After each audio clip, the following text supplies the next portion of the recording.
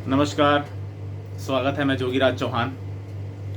आज विशेषतया पंचक के बारे में एक गहरा रूप, क्या है पंचक, वो मैं बताऊंगा।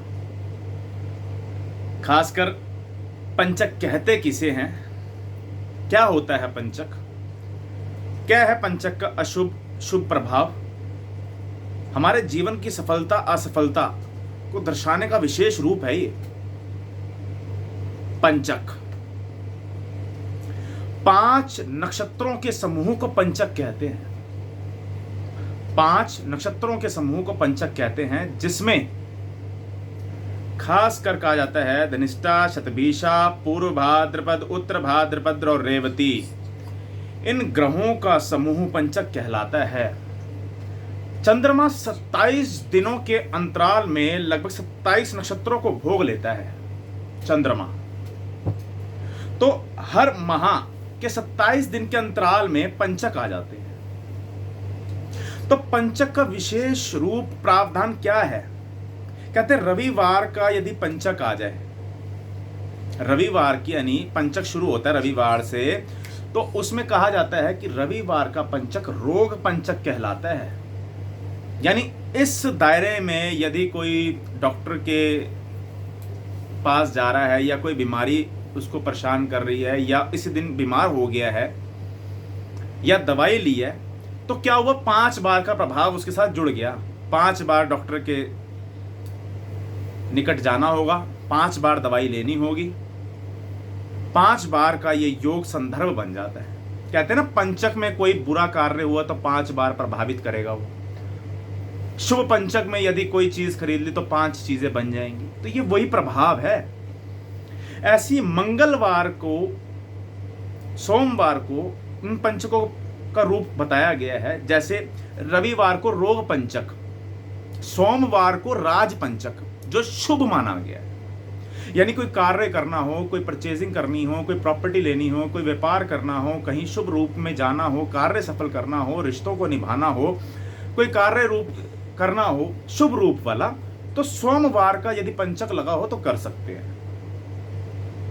अब ऐसे ही मंगलवार, तो मंगलवार को अग्नि पंचक होता है। यह दूसरा पंचक है। पहले मैंने आपको बताया रोग पंचक जो रविवार का होता है, मंगलवार को अग्नि पंचक।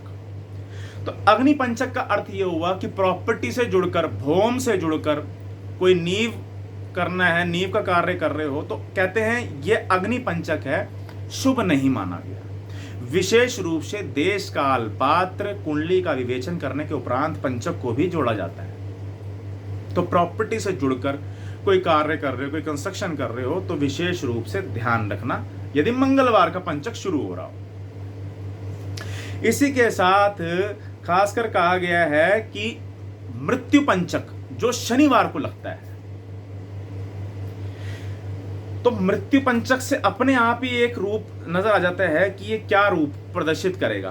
तो जैसे कहते हैं मृत्यु पंचक शनिवार को लग रहा है और इस दौरान कोई यात्रा करने जा रहे हैं आप, किसी के साथ कोई मीटिंग करने जा रहे हैं, या कोर्ट कचहरी का मामला हो, कर्जा लेने देने का मामला हो, तो झगड़े, परेशानी एवं मृत्यु तुल्य कष्टों का सामना करना पड़ सकता है शनिवार का यदि मृत्यु पंचक आएगा।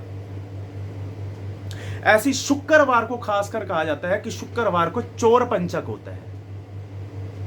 चोर पंचक यानी शुक्रवार का पंचक लग रहा हो, चोर पंचक है, आपको पैसे देने हो, किसी को उधारी के पैसे देने हो, कोई पैसे मांगने वाला आ गया, कोई नया व्यापार शुरू करने के लिए सलाह देने आ गया, आप इन्वेस्टमेंट करने जा रहे हो, पैसों को कहीं लगा रहे हो, कोई टोकन देने जा रहे हो प्रॉपर्टी का, तो उसमें लॉस, हानि, धोखा हो जाएगा।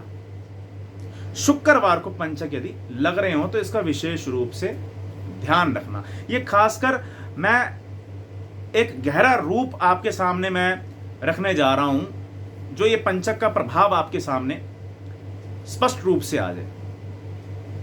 तो ये मैंने 5 पंचक आपको बताए, जिसमें पहला मैंने आपको बताया कि रोग पंचक, दूसरा बताया मैंने आपको अग्नि पंचक, तीसरा मैंने आपको बताया राज पंचक जो सोमवार को लगता है, चौथा मैंने आपको बताया मृत्यु पंचक, और पांचवा आपको बताया शुक्रवार का चोर पंचक।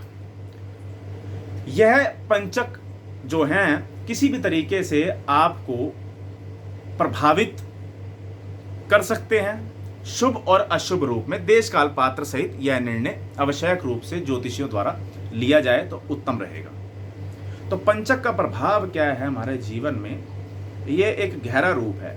तो पंचक को देखकर आप अपना शुभ अशुभ रूप सफल रूप से रख सकते हो अपने जीवन के लिए, अपने हित में। तो पंचक का प्रभाव आपके सामने एक छोटा सा विषय लेकर आया था कि भाई ये विषय आपको एक ज्ञान का रूप प्रदान करे, ये मेरी कामना थी। धन्यवाद, आप तलबगार होकर सुनते हैं, समझते हैं, इसके लिए हृदय से धन्यवाद। मैं फिर मिलूंगा एक नए विषय के साथ।